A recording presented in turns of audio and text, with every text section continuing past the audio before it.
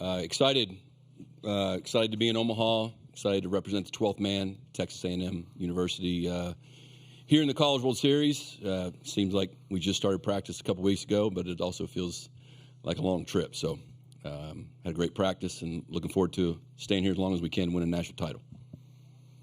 Thank you, Coach. At this time, we'll open for questions. And first question right here. Mark Garland, College Baseball Central. Gavin and Jace, you guys just got through your first practice out there. Now, how do you get back to the normalcy and start playing? This is just a baseball weekend, and there's lots of lights, lots of media. How do you go out there and just prepare as a baseball game? It's going to have the same mentality we've had all year. Opening day, every day. So go out there. Might be a new field, big stage, but got to go out there, play our game, and just have fun.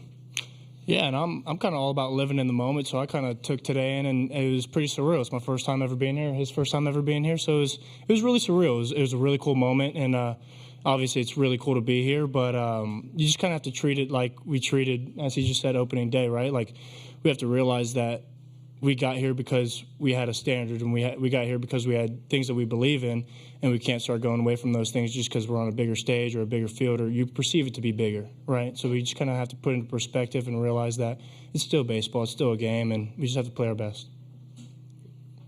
Questions? Go ahead. Noah Darling, College Baseball Central. Gavin, Jace, obviously the loss to Braden in the early in the Super Regional there. How do you guys rebound from that, and how do you rally around him? Yeah, obviously, I mean, you never want to see anybody go down like that, but especially Braden right there. That was really tough, and even in the moment, that was really, really, really hard for the dugout to kind of stay in. You kind of felt the dugout it was like we had something in our stomach. It was just like you could feel it, right? But we just kind of had to realize like what was important. We always say what's important now, right? And the most important thing right there was winning that ball game. And so now we just kind of have to look at it as like, I mean, I think the whole team has the utmost trust in every single person that comes off the bench. We all know we're ready to play. We've put everything that we possibly can into this team and into making it what we have so far. So I feel really good. Like, I'd be foolish if I was up here saying that we won't miss him, because obviously we will. He's a big part of why we're here. But, I mean, Caden Kitten is unbelievable, as y'all saw. So I feel super, super confident. Yeah, it's tough to lose a guy like Braden. Great teammate, great person, built a great relationship with him, and he's going to continue to be a great teammate as we continue to go through this journey. But like he said, every guy's got to step up now. So whoever's coming off the bench, whoever's going to play, like you saw the other day, Caden Kent, huge swing, huge plays. It's going to be awesome. We're having a great time, and Braden's going to be here with us.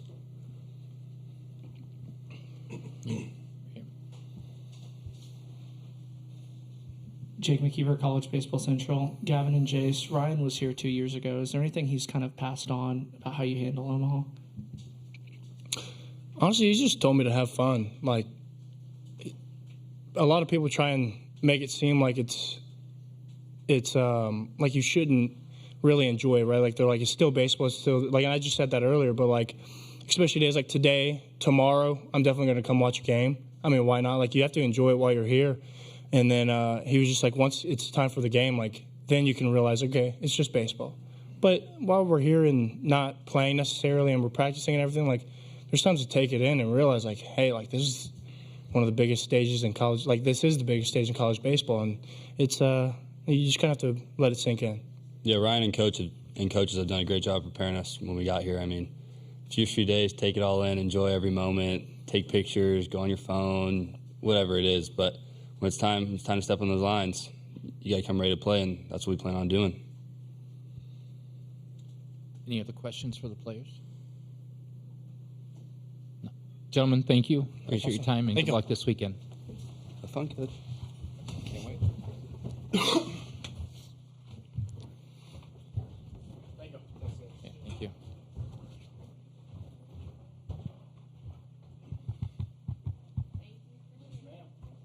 We'll start with the first question right here for Coach.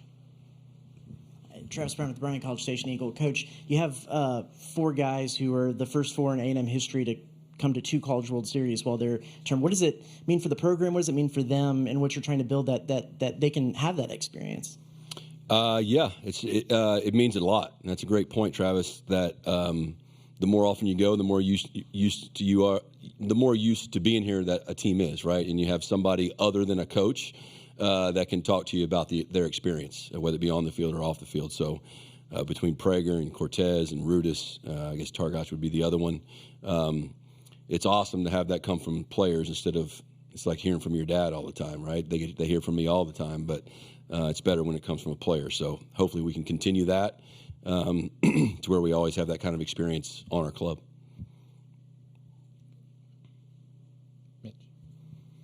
Mitch Sherman, The Athletic.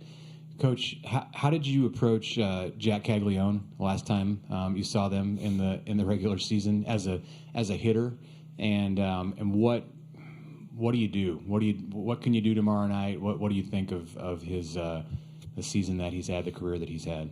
Yeah, first of all, he's a great player, right? So it is what it is, and I think the key. One of our coaches was talking about how we're going to try X or Y to pitch with him. I said, just make sure there's nobody on base. That's the key, is to make sure there's nobody on base. I mean, we tried. We went 4 outfielders, but it really doesn't matter if he hits it in the air. It's going to go over the fence, right? Most of the time. So I think the thing about Jack that, I mean, I don't know Jack. I obviously have a lot of admiration for him. The thing that I don't know if he gets enough, like, he's the best defensive first baseman I've ever seen in college baseball. And, I mean, it's not close. And I've coached some good ones and coached 2 USA teams that had good ones. And he's an unbelievable defender that can also, I think he can go to the outfield. I mean, he made catch against us in Gainesville where he ran all the way down up against the fence and dodged the ball boy and caught one up against the fence. And then he did the exact same thing in the SEC tournament. So he changes the game with his glove, not as much as he does with his bat, but he's a complete player. He's looking to do damage from the first pitch, so you can't go slowly into the at-bat. You have to be super intentional. But I can tell you this, he's a great player, but when we went down there and lost 2 out of 3 at the beginning of the conference play, it was the other guys that beat us. I went into it thinking about Cags and Colby Shelton and those guys, and then it was Heyman and the other dudes, the right-handed hitters that were smoking the ball all over the field. So, they're a great team. As I just told Sully, death, taxes in Florida, in Omaha. Those are 3 things you can pretty much count on. So hopefully we can get our program to that point. But Cags is, you can only control so much. So just try to have him hit with nobody on. Jake McKeever, College Baseball Central. Coach, you have a ton of transfers that all seem to just mesh really well. What's kind of been the secret behind that, or what have you kind of done to help them mesh? I mean, I think any coach would tell you have a strong culture, right? And Texas A&M as a university leads itself to have, there's a Texas A&M stands for something, and it stands for a lot. And there's a culture there that is not just in the baseball program or the athletic department. It's on the campus, and so it attracts a certain person that if you don't live up to that standard, you're not around. And so I think the transfers we've gotten they're all high character kids from high character families, and they've also come from great places, right? So for example, Braden Montgomery, David Esker deserves a lot of credit for his development, right? The coaches at Penn, the coaches at Columbia, the coaches at Michigan. I mean, those guys are all they're coming from great programs where they've been held to a high standard anyway. And, knock on wood, we get to reap the benefits of that in today's college baseball. So it has way more to do, I think, with where they came from versus anything necessarily we've done other than just welcome them with open arms and hold them to a standard. Hey, Slosh, Carter Carls, 247 Sports. What would you attribute kind of the slow starts for Ryan the last couple games? Prager? Yeah. Ryan doesn't have he doesn't have overpowering stuff in terms of big velocity. So he relies on command and pitch execution. And so, I think anybody can have a bad day, and he's had, not horrible, but just a couple bad ones, which in my mind just means he's due to have a great one. Our ballpark is not the most forgiving park. When you're a guy that, like the game against Hagen Smith, I mean, the fact that he was able to match him was unbelievable because we were going to have to play way more defense than they were going to have to play because Prager is not normally a big strikeout pitcher. The ball gets put in play a lot, just hopefully weekly. So in this ballpark, I looked at the weather, and I think the wind's going to be blowing in Saturday night with a little front coming through. So, we're a team that the home run's a big part of our offense, but maybe it'll help us keep Florida in the ballpark. But to answer your question, Prager he doesn't have to be perfect, but he can't get away with bad pitches really too often. Tyler Shaw with KBTX. Coach, I want to ask you about the traditions at A&M. I know the school itself has all of its traditions. The baseball team has a ton of traditions around it. Each year you guys have your own unique ones. You had the Pringles, the Whammy Wagon. Now it's Rattling Bog. Just what are these unique things about each team? I guess why do you do it, and what makes it so special? First of all, I have nothing to do with any of them. Pringles came out of just a speech when I was mad at the team. That wagon thing, that was Laviolette coming up, and Rattling Bog was Laviolette and Shot. So, I think baseball lends itself to that. You have so much free time. You play every day. It's even more so in professional baseball. So you come up with something to break them. I don't know. I guess you could call it monotony, but just something to keep everybody positive. There's a lot of failure, in baseball. So you need something to bring the guys back to neutral and keep them positive and keep them uplifted.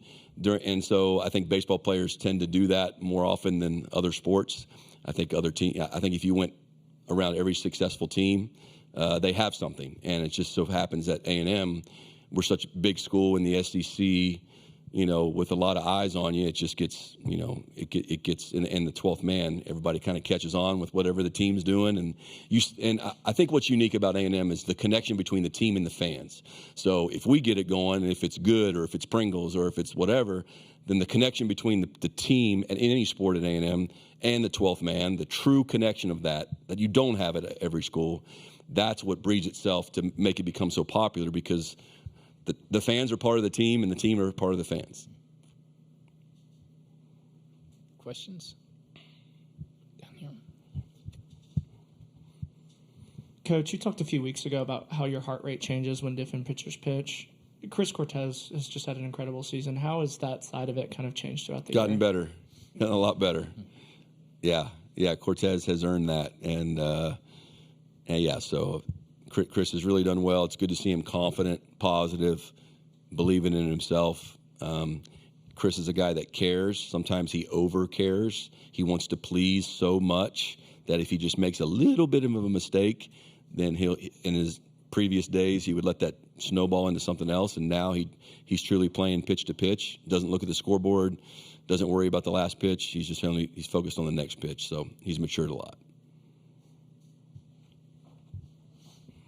Avery Howard with Herd Out Sports. Coach, your team went 0-2 in the SEC tournament and then turned around and has gone 5 straight to get here. Was that like kind of a turning point for your team that's had a good season, then had a mini wake-up call saying, we got to turn it on right now? Yeah, I think if you followed our season, it wasn't just the SEC tournament. It was really our last 3 weeks of the season wasn't great. But, there's blessings in everything. And I think, when you had a chance to reset, had a chance to get home and get rested, get out of the heat a little bit, not play as many games in Hoover. Last year, we played Tuesday, Wednesday, Thursday, Friday, Saturday, and Sunday in Hoover, 6 straight games. We played 9 SEC games in 11 days, all of them on the road before we went to the regional. And thankfully, we were in Stanford where the weather was awesome and we got the 2 hours back of sleep.